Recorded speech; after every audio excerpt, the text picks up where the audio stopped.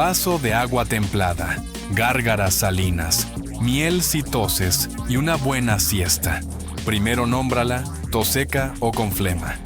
Tos seca, pica, irrita y no saca moco. Objetivo, calmar la irritación. Sube la hidratación, usa miel si eres mayor de 1 año. Chupa pastillas para estimular saliva y habla menos por la tarde. Bien. Tos productiva, hay flema. Objetivo, fluidificar para expulsar.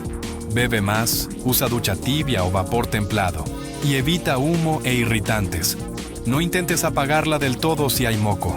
El cuerpo está limpiando.